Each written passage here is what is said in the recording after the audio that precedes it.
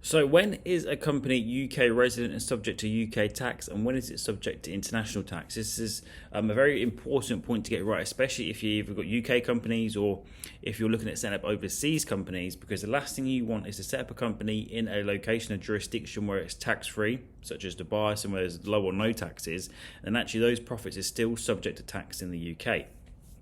And broadly, without getting too technical on this, there's a couple of different ways that they determine this. The first one is the place of central management and control. And basically, if the company is controlled, or the place of central management and control, which is broadly defined as where the key decision-making activities take place, if those activities actually take place in the UK by UK residents, then it's likely that HMRC will determine that that overseas company is actually UK based and subject to corporation tax. The second time that a company will be subject to UK taxes would be if it's a UK incorporated company. So any UK limited company is by default UK resident and will be subject to UK corporation tax. The third time, which is where it can get a little bit tricky, is basically if there's an overseas branch or a permanent establishment. So say, for instance, you had a Dubai-based company, but that Dubai-based company had physical offices, physical presence, warehouses in the United Kingdom.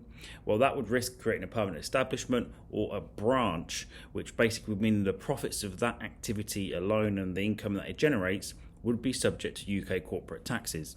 The best way to make sure that you avoid the UK side of things is to make sure that you've got an overseas company and that you can prove that the overseas company has little to no base, no physical assets in the UK where possible. You can have customers in the UK, that's absolutely fine.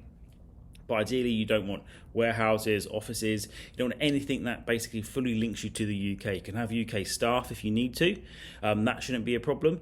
But it's just that physical side of things that can do. So the best way to do this is to have an overseas company that can sell to the UK, that's controlled. So the ownership of that company, the central management control as well, is all by non-UK residents who fully reside outside of the UK. If you do this and follow this structure, there shouldn't be any issues of HMRC arguing, or at least even attempting to argue, that your company is UK resident and subject to UK corporation tax.